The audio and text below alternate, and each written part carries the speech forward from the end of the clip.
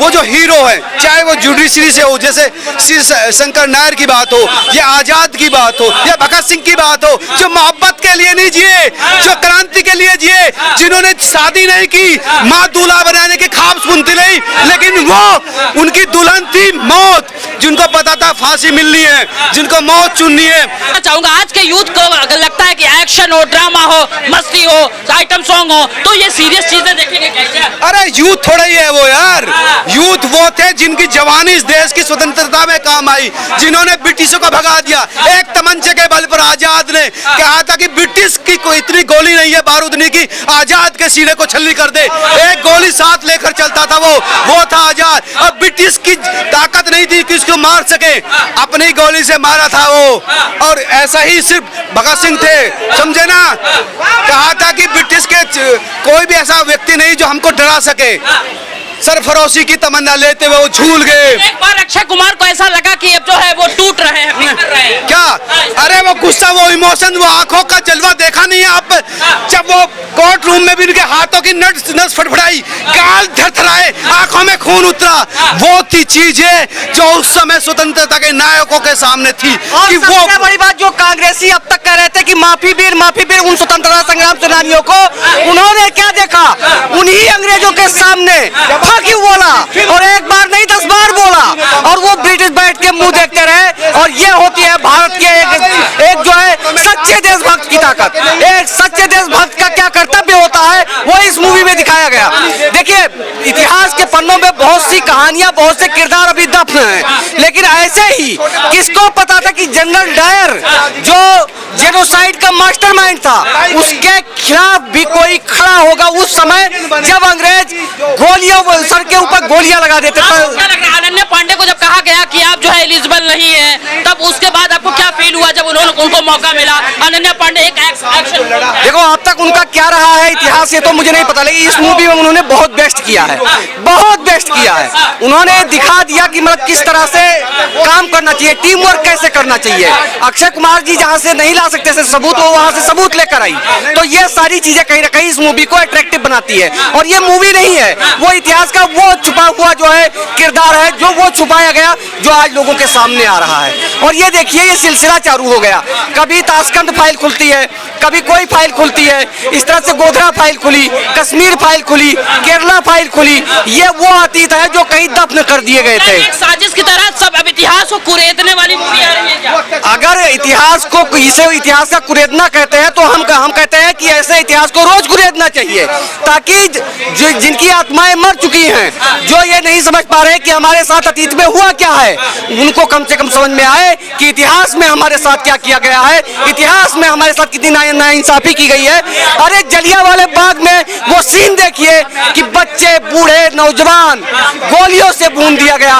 एक गेट था, उस पे ताला जड़ दिया गया, दूसरे गेट पे जो है पुलिस बल खड़ा था, कुएं में कूद गए अपनी जान बचाने के लिए। तो हजारों लोगों का जो जेनोसाइड था, उसका राज दफन हो गया था, जो इस मूवी में दिखाया गया। मूवी नहीं, ये इमोशंस थे जो फिल्म के हर सीन के साथ लोगों के दिलों के अंदर चले गए। लोगों ने महसूस किया उस कालखंड को, किस तरह से जलियांवाले बाग में नृशंस हत्या की ब्रिटिश ने, गोरों ने किस तरह से घेर कर लोगों को मारा। ना बच्चे, ना महिला, ना बुजुर्ग, ना युवा, किसी को नहीं बख्शा। उनके लिए जिस तरह से आप समझ सकते हैं कि किस तरह से पेड़ काटे जाते हैं, जिस तरह से कूड़ा उठाया जाता है, इस तरह से उन्होंने लाश बिछा दी।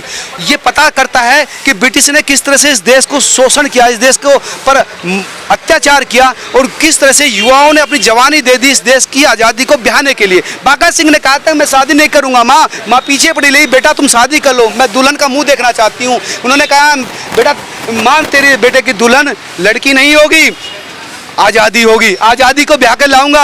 और उन्हीं की जवानी की वजह से आज़ादी ब्याह कर लाई गई, इस देश को आज़ाद किया गया। आज के युवा महसूस करें उन श्री शंकर नायर के जैसे जो वकील थे, जिस तरह से उन्होंने सबसे बड़ी नौकरी को लात मार दी, पैसों को लात मार दी और इंडियन के हकों की लड़ाई लड़ी, तो वो इमोशंस थे। ऐसी फिल्म आनी चाहिए, लोगों को एजुकेट, इंटरटेनमेंट के साथ साथ करनी चाहिए। जी जबरदस्त, उनके इमोशंस उनकी आंखों से दिखे, उनके इमोशंस उनके बॉडी लैंग्वेज से दिखे, कपकपाती हुई नस, थरथराता हुआ चेहरा, आंखों में से आग निकलती हुई, वो होती है चीजें, वो कह सकते हैं सबसे बेहतरीन उनकी एक्टिंग इस फिल्म में दिखी। अनन्या पांडे आर माधवन ठीक थे, लेकिन गुस्सा उन पर एक्टिंग उन्होंने की, लगा कि इनको पटक्के मार दूं मैं, लेकिन मुझे यही पता था कि एक्टर कर रहा है, इंडियन एक्टर है, लेकिन लाजवाब। और उन्होंने ये बता दिया कि किस तरह से जो है भारतीयों के अंदर कुछ ऐसे लोग थे जो पैसों के लिए इस देश के साथ गद्दारी भी करते थे।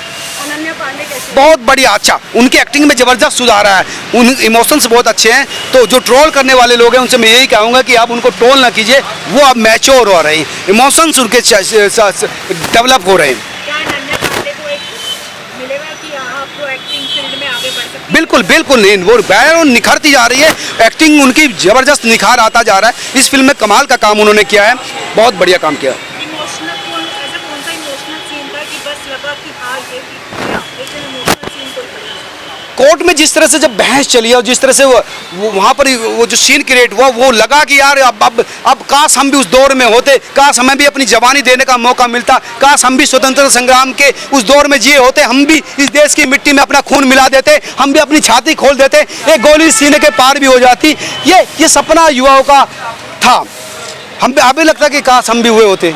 कोई एक आधा गद्दार जो बीच में निकलता है जिसकी वजह से ये सब बातें होती है, उनको क्या कहना चाहोगे? उन गद्दारों को यही कहना चाहूँगा कि ये देश सिर्फ गद्दारों की वजह से जो गुलाम हुआ था, और अब भी बहुत सारे गद्दार हैं अक्सर पकड़े जाते हैं जो भारतीय सेना की गद्दारी करते हैं, भारतीय संस्थानों की जो खुफिया रिपोर्ट है पाकिस्तान को या विदेशी मुल्कों को भेजते हैं। लेकिन उनको ये ध्यान रखना चाहिए कि उनकी माँ उनकी बहन भी तभी सुरक्षित है जब इस देश में स्वतंत्रता है।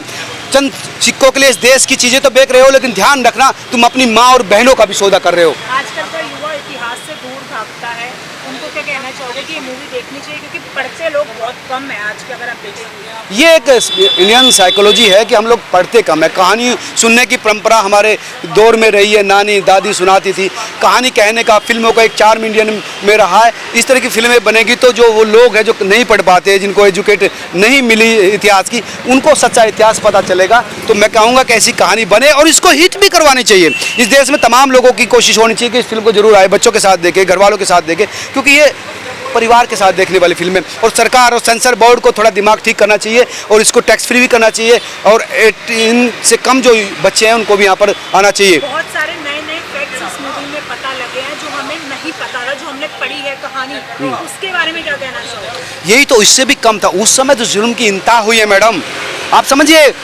कत्ले आम कर दिए गए, लोगों को कत्ल कर दिया गया, बच्चों को मार दिया गया, महिलाओं को मार दिया गया। वो कौन थे लोग? वो लोग जिन्होंने इस देश को सिर्फ गुलाम बनाया, प्यादे। उस समय ब्रिटिश गवर्नमेंट पैर खोल देते थे, पैर दबाते थे, मालिश करवाते थे। आप समझिए, गुलामों जैसी हालत थी। जिस तरह से गुलाम होते हैं ना, जिस तरह से जानवरों को इस्तेमाल करते हैं अपने हक के लिए, खेत जोतने के लिए आप बैल को इस्तेमाल करते, बैल बनाकर इंडियन को रखा गया। Indian and dog are not allowed. ये जो बात जो ब्रिटिश लिखते थे, आप समझिए कि उन्होंने डॉग जैसा हमको बनाया था। आज हम कहते हैं कि असली डॉग तो तुम हो। आज ब्रिटिश पे इंडियन जो मुल्क के लोग जो है गवर्न कर रहे हैं, प्रधानमंत्री वहाँ पर रहे, तो ये है डीएनए इंडियंस का।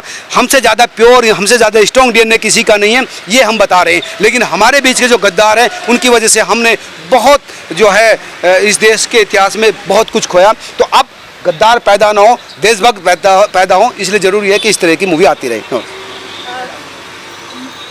कितने नंबर देना चाहिए? 5 में से 5 नंबर मैं दूंगा मैडम, क्योंकि बहुत cinematography, videography, editing, acting, song, हर लेवल पर तो फिल्म उम्दा है।